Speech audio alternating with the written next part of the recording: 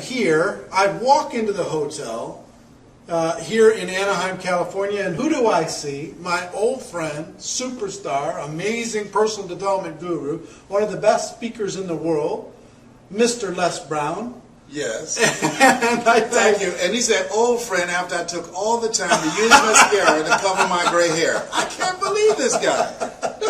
Great to see you. It's great to see you. We commandeered the little lounge up on the 14th floor, and Yeah. we set this up. And I asked Les if he'd be willing to share with the Network Marketing Pro audience some of the great wisdom that he has. And he's been really an ambassador for network marketing for a long time, even though you're really a professional speaker, coach, trainer. You teach people how to speak, how to communicate, all those different things. So he has a lot of value that he can bring. So Les, everybody that watches this program, they want to become professionals. They want to develop the skills necessary in order to be able to succeed. And over the years, what are the common attributes that you see of people who are the superstars, that are the professionals, that are the rock stars? The common theme that I've seen, those individuals that can tell their story and create value for the audience, and as a result of people being in the experience of that setting, they leave there feeling better about themselves, believing in their product, believing in the industry, and believing in the possibility that they can grow their business. And that's crucial. And when you say story, it's not just in front of an audience. It might be just to another person. One-on-one, small groups, on the telephone, because your product, there's a story behind it. Why you became involved in the business, there's a story behind it. You look at the Dexter Yeagers, the Sharon Sharifs, all of them had a story that they told that other people bought into. When you are presenting to any type of person, one individual, small group, or large group, 3 questions going on in their head. Who are you? What do you have? And why should I care? And so if you don't answer those 3 questions, people will listen, they'll be polite, and then they'll walk away. The other underlying... So say those 3 again. Yeah. Who are you? What do you have? Right. And why should I care? So you have to strategically tell your story to create an experience for the person. And it's very important, experience, Eric, because a lot of people who become involved in network marketing, they spend a lot of time giving out a lot of information. Facts. Yeah, facts. No. People, when they are listening to you, 2 questions going on in their head. Can I do it? And is it worth it? Okay?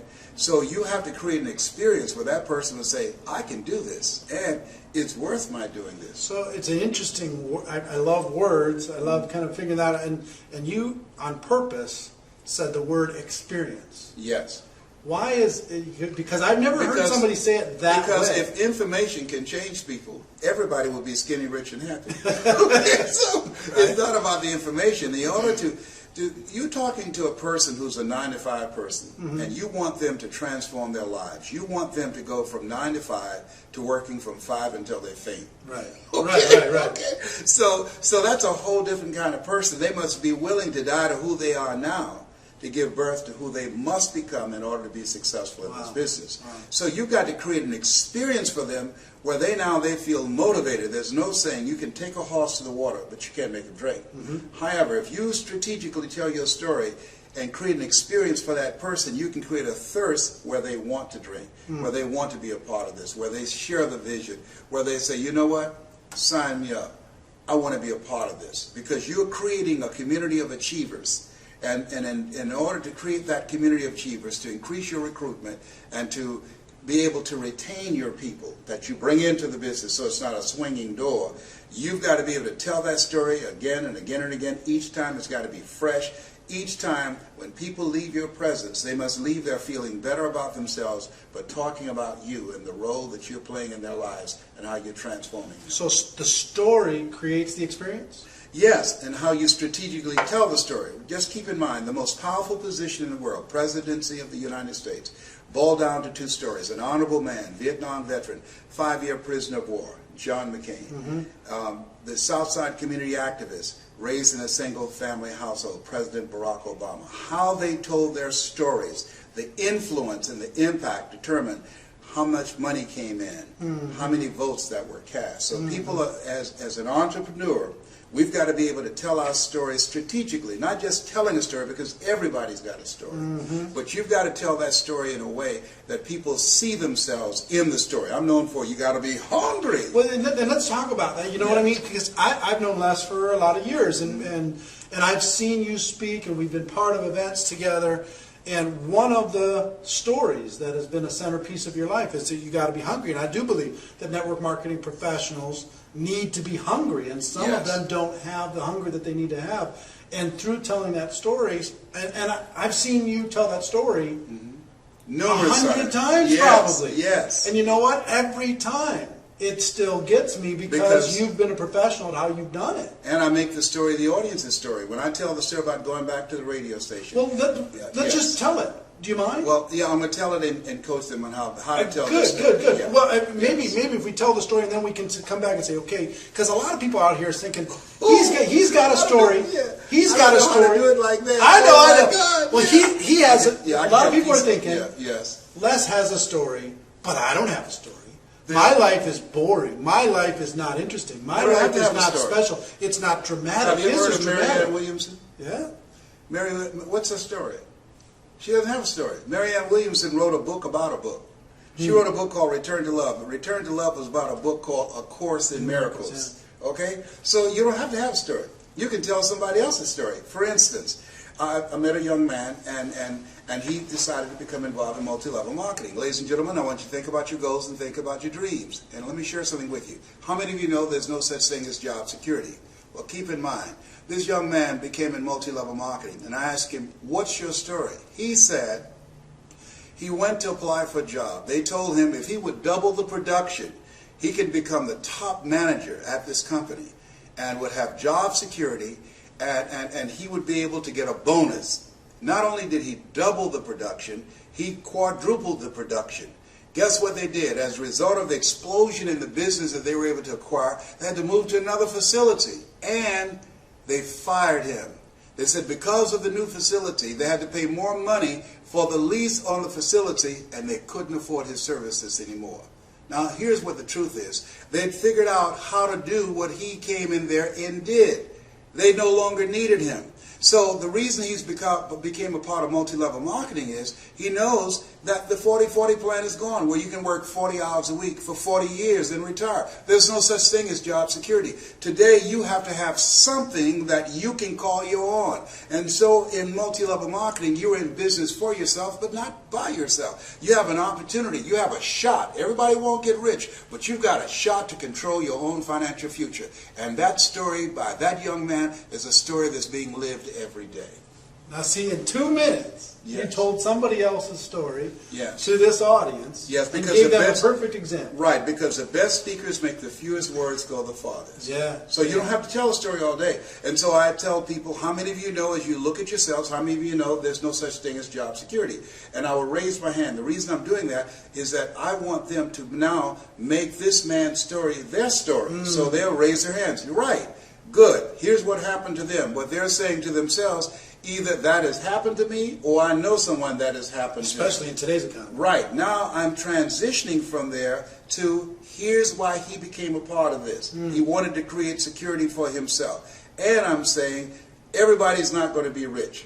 That answers what they think. Can I get rich in this? No. People work on jobs for 40 years and don't get rich, yet and still they come into this business and they want to get rich in 6 months. It's not that kind of party. Right. You've got to work. You've got to build a foundation. You've got to learn the products. You've got to learn the marketplace. You've got to develop your personality. You've got to develop your people skills. It takes patience and perseverance and persistence to build this business. But ultimately, as they say, in the beginning, you'll do a lot of things you don't get paid for, but as you continue to grow, you'll get paid for a lot of things that you don't do. Right. That's the exciting things about multi-level marketing. It allows you to build something that you can call your own. A lot of people are wishing right now that they had Les Brown in their pocket. They could carry him around when they went and talked to their prospects, and they could look him in the eye and tell him that.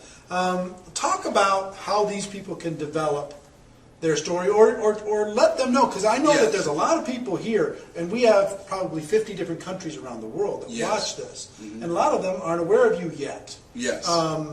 But they need to be, right? They need to know about your products and services and coaching and all that stuff, and we'll talk about that. Your story, what was the defining moment, that turning point for you that set your life on a different course? Well, what set my life on a different course was when my mother became ill. Because I was a state legislator in Columbus, Ohio. I'm adopted. I was born in a poor section of Miami, Florida called Liberty City, an abandoned building on a floor with a twin brother. I'm telling you my story. And when we were 6 weeks of age, we were adopted by Mrs. Mamie Brown. I feel like Abraham Lincoln, who said, "All that I am and all that I hope to be, I owe to my mother." My mother was a domestic worker on Miami Beach. She cooked for families. We ate the food left over from the families that she cooked for. We wore the hand-me-down clothes of the children that Mama kept. And so as a child and goal, a turning point in my life was seeing my mother work so hard. I said, Eric, when I become a man, I want to take care of my mother. I want to ask you, is there someone that you want to take care of? Is there someone that you'd like to do something special for? I want you to think about that person right now. Now, what I've done by doing that, I have segued from my story. I have now brought them into the story, and I asked them, is there someone you want to do something special for? They're saying yes. Now, that is called an imaginative leap. They leap from my story into their own story and say, yes, I know somebody. I like to do something for my coach or for my minister or for my mother or for my father or an aunt that raised me, okay? So now they're in the story. Now I will tell them how I went about doing that. So they have an interest. Who are you? What do you have? I have a story on how I bought my mother a home. And why should I care? The reason you should care is that I've been very successful at doing something that you can do too. And I'm going to show you how to do it. So now you create a committed listening in the telling of the story. Or I can say, you know, recently I went to a seminar. A young lady by the name of Pauline Ahi. She came to the seminar. Pauline flew from Hawaii to Los Angeles. I was very inspired as I watched her. And the reason I was inspired, here we were in a room of entrepreneurs, and the person standing in front of the room, Dr. Julie Van Putten, as she was speaking and talking about discovering your power voice, ever so often Pauline would lean forward, and she'd pick up a pen with her mouth, and she would write with her mouth. Pauline came from Hawaii. Pauline has no arms. Pauline has no legs. She writes with her mouth. Here's a person who decided to become an entrepreneur, who decided to build a business in multi-level marketing. And with no arms and no legs, she's building an organization. And one of the things that really got me, when Dr. Julie Van Putten interviewed Pauline, she asked her, tell me one major obstacle you had in your life. Tell me something that you can think of. And Pauline looked, and she thought, and she said, I can't think of anything. And that grabbed me, because I could have given her a whole lot of things, a list of obstacles.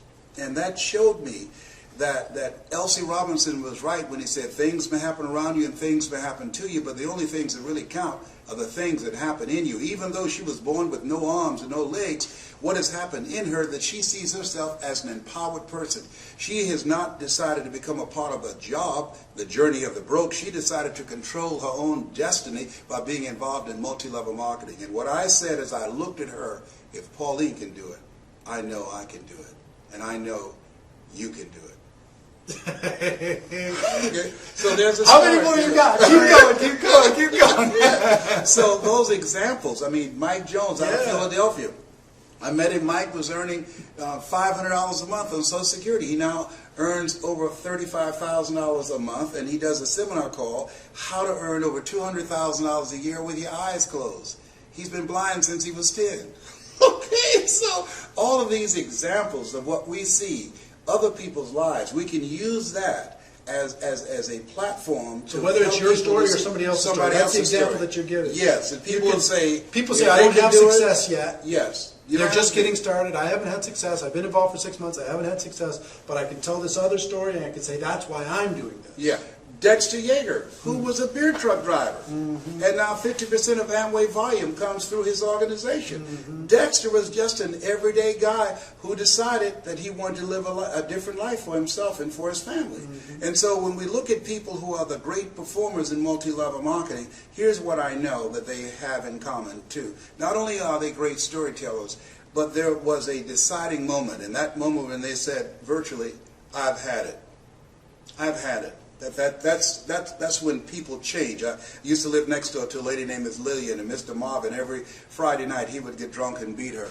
And I saw her years later and said, how's Mr. Marvin doing? She said, I left him. I said, why? She said, I'd had it. I'd had it with Marvin beating on me. That's when people leave jobs and they say, well, where are you going? Away from here. I've had it. You know, I was working on a job where they paid me just enough to keep me from quitting it. I worked just hard enough to keep from getting fired. So finally, I said, you know what? I've had it. Going where I'm celebrated rather than tolerated. I've had it living and playing small. Yeah. And so those kinds of examples and that kind of passion. People are not just looking for information. They're looking for personality and passion. They can get information on the internet. Mm-hmm. There are no secrets out here. You can just Google everything and find out what day the earth was made and the rock that broke Goliath's jaw. We can find everything right now. But personality and passion, that's what people want. That's what they buy into. Do you believe there's a difference between being in this business and this business being in you? That's what they feel. And the people that grow the large organizations, you can tell being in their presence that as much as they have chosen this, they were chosen for this kind of work. You've got to have a passion for people. You've got to believe in the product. You've got to believe in the industry.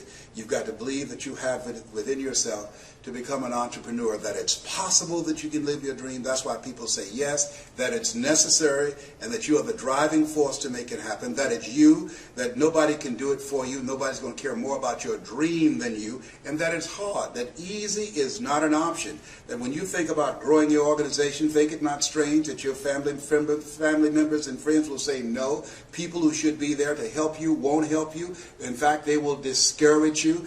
They will laugh at you. Oh, you're involved in some pyramid scheme. Here you go again.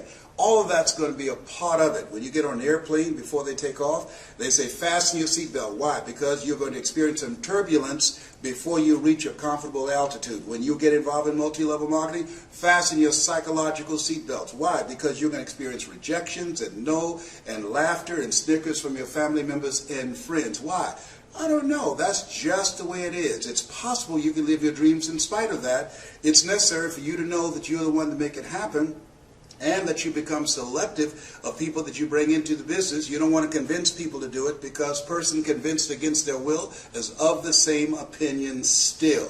You want people who want more, not people who need more. And that it's you. You've got to be the driving force, and it's hard, and it's worth it. Decide now. Write down 5 reasons on why you won't give up. 5 reasons when you're facing the rejections and the no's, when people don't show up at the parties, when people don't keep their word. 5 reasons why you will stick in the game. I have a saying, when life knocks you down, try to land on your back, because if you can look up, you can get up. Your reasons will help you get back up again. Nietzsche said, if you know the why for living, you can endure almost anyhow. So it's possible you can build an incredible organization, make a great living for yourself. And it's necessary. If you're casual about your dream, as Bill Bailey said, you will end up a casualty. And it's you, and it's hard, and it's worth it. And once you create that momentum, it's done. Stick a fork in it. It's done. So it's possible. Yes. The second one? Yes, and the reason it's possible, what's possible for one is possible for all. If anybody built an incredible organization, went across the stage,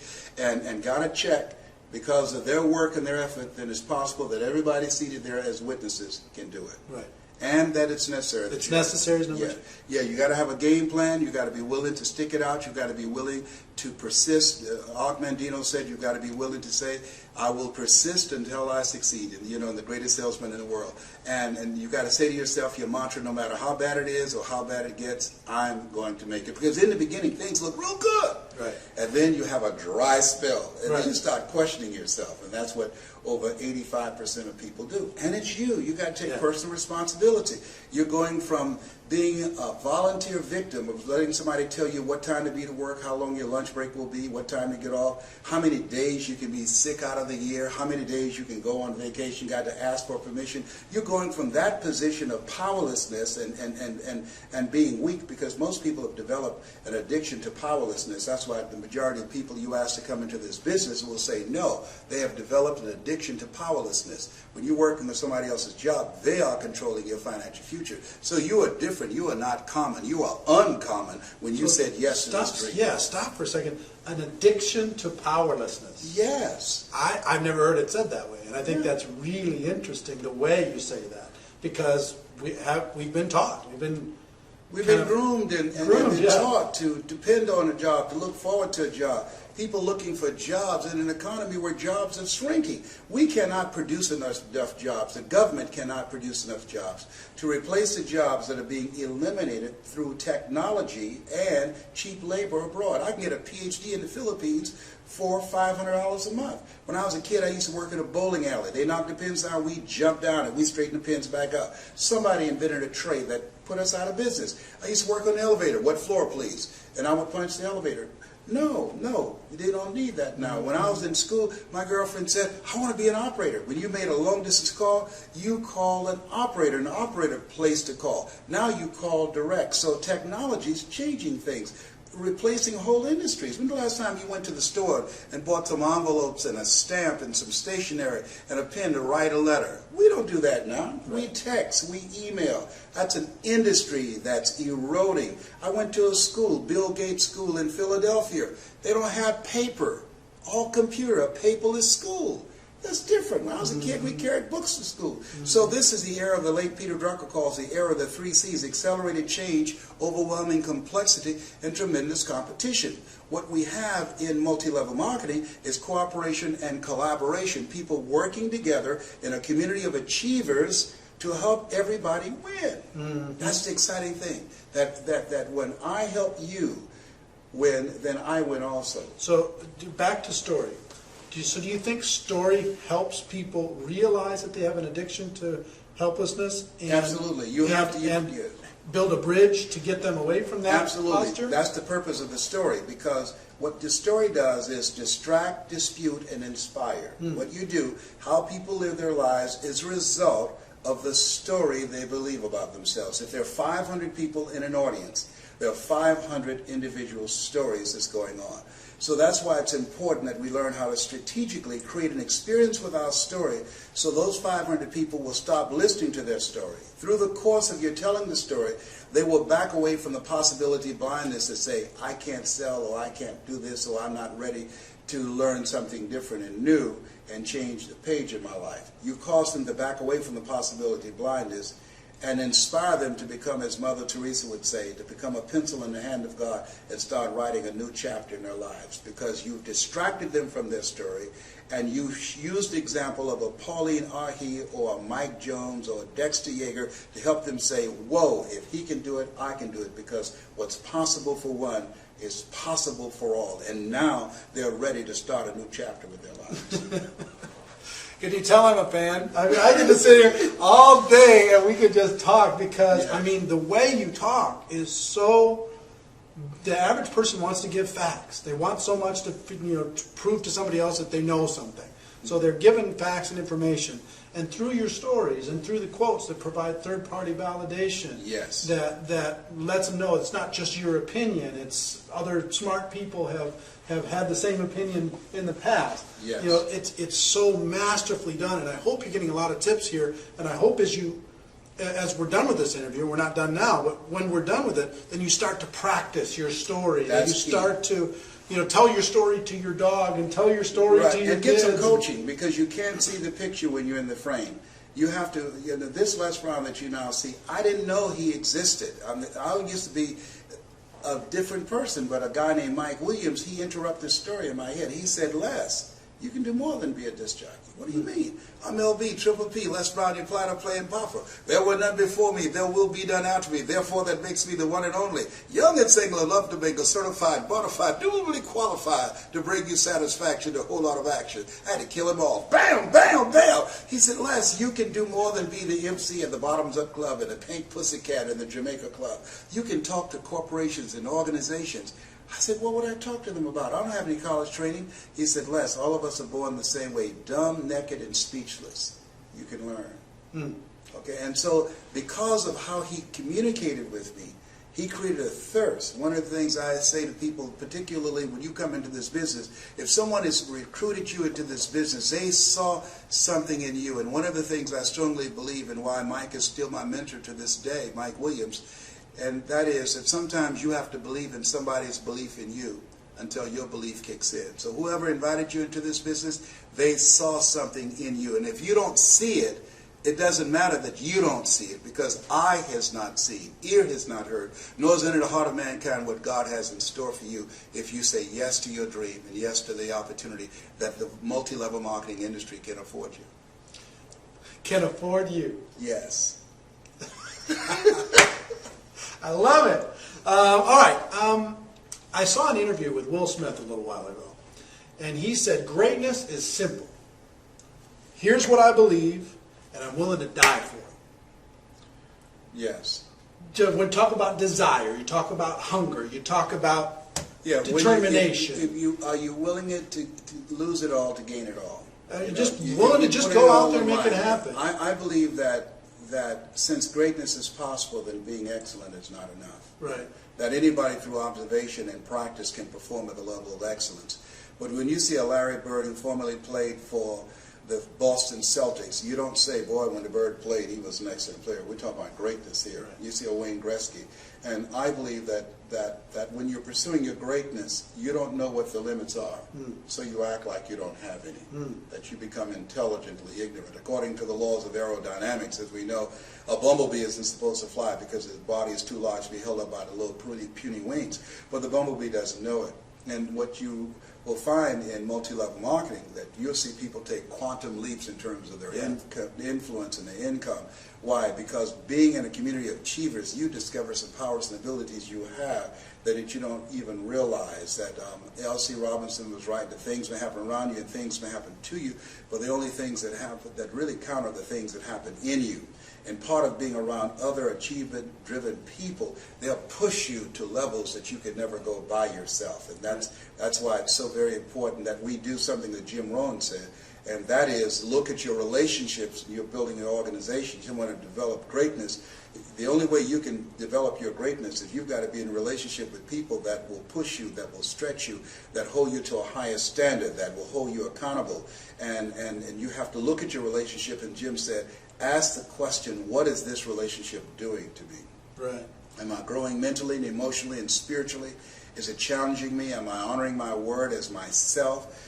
Is this making me begin to look at myself and reflect on myself and raise the bar on myself? Einstein said the thinking that has brought me this far has created some problems this thinking can't solve. And part of developing your greatness is being around people who, as you run, you can run faster with 100 who want to go than with one around your neck. That they will challenge you to step it up to another level. Right.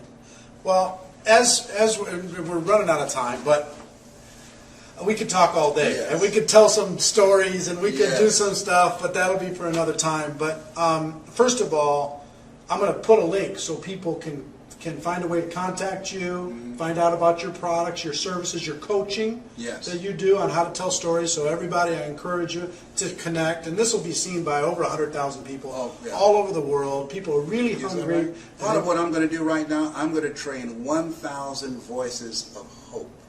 We've produced a generation of problem staters.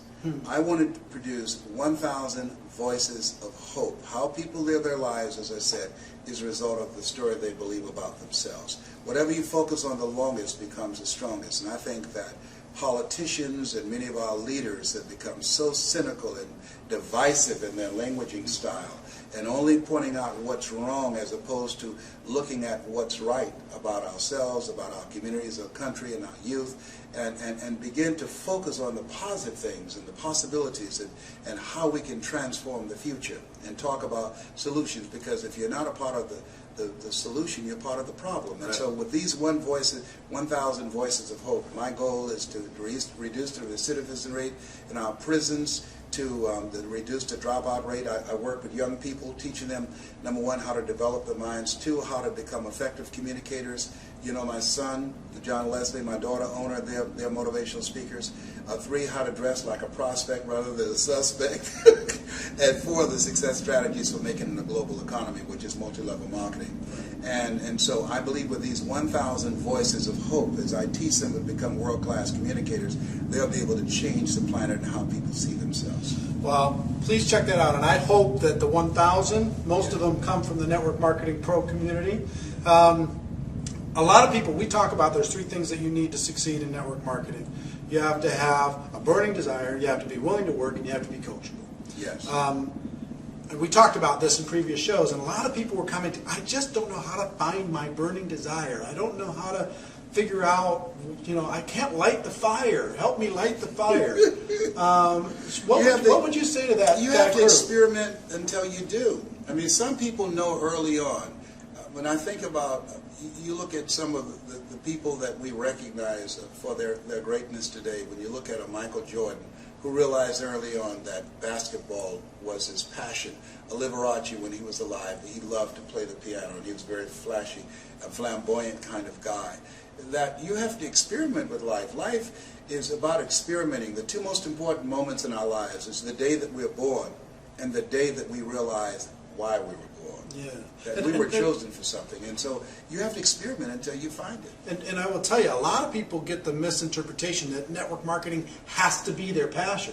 Network marketing can be their passion, it's my passion, but for most people it's a tool to be able to buy the house for your mom. It's the tool to be able to contribute to the world. Or to me, network marketing is a vehicle that allows you to develop the total you. There's no other, you cannot, when you're working on a job and you go in knowing what it is you have to do, knowing that if you are breaking your back and breaking a sweat working every day and the person next to you dragging their feet, you're still getting the same pay. The difference between that and network marketing, you have to develop your entrepreneurial skills, you have to learn to keep good records, you have to learn to manage yourself, you have to learn to manage your time, you have to learn to manage people, how to influence people, you have to learn how to plan, have an agenda for your life, because if you don't have an agenda for your life, you're part of somebody else's agenda. So it develops every dimension of who you are. Honest to God, Eric, had it not been for Best Line Products that I first heard Jim Rowland, and under the leadership of Bill Bailey, years ago, during the days of Holiday Magic and Dare to Be Great with Glenn Turner, I wouldn't be who I am. All of those experiences, those conventions, those positive, motivated people who had dreams. People who had dreams, man. The question was asked, when does a man or woman die? And I said, they die when their dreams die. When you don't have anything to look forward to. Kenny Rogers said, having someone to love, something to do, and something to look forward to will give you a long, fulfilling life. And so it helps you to develop every dimension of yourself. And that, to me, is the passion. The passion to live full and to die empty. The passion to find out what it is you're made of. The passion to get up the next day after facing rejection day in and day out, walking in the grocery store, going in the shopping mall, talking to people in the cleaners about an opportunity, and they say, no, I'm not interested, and continue to go from rejection and no's and snickers and laughter until you find that yes, until you find that eagle. And you're going to go through a lot of pigeons before you find them. And you build your character, you build your faith. And one day you look in the mirror and there's a different man looking back at you. There's a different woman looking back at you. There's a saying that I refuse to be a common man. It's my right to be uncommon if I can. I seek opportunity, not security. I do not wish to be a kept citizen, humbled and dull by having the state look after me. I want to take the calculated risk, to dream and to build, to fail and to succeed. I refuse to live from hand to mouth. I prefer the challenges of life to the guaranteed existence, the thrill of fulfillment to the still calm of utopia. I will never cower before any master nor bend to any threat. It's my heritage to stand erect, proud and unafraid, to face the world boldly and say, this I have done. That's what it means to be a multi-level marketer, an uncommon desire to control your destiny. I'm getting fired up. I'm getting excited. My medication ran off. I will tell you, we're out of time, and we'll do this again, but a long time ago, you looked my son in the eye, backstage before an event, and you grabbed him by the side of his face, and you said, you know what, you've got greatness in you. And you know what, for everybody that's watching, his message that I hope you feel is that you've got greatness inside of you. You've got things, talents and skills that you haven't even reached for yet. Yes. You've got abilities and stories that are going to be amazing. And can change the world. Yeah. So, ladies and gentlemen, here from Dallas, Texas, my wish for all of you is that you decide to find your passion, that you decide to become a network marketing professional, that you develop your skills, you learn to tell stories, that you get the coaching and training and information that you need to be able to take it all the way to the top. Because you know what? You really do have greatness in you. It is a stone cold fact. You got something else to say? Say it. Yes, this has been Mrs. Mamie Brown's baby boy and Eric Warrior's pride and joy. It's a fact, ladies and gentlemen, that we have a better way. Now let's go tell the world. Everybody, we'll see you next time. Bye-bye.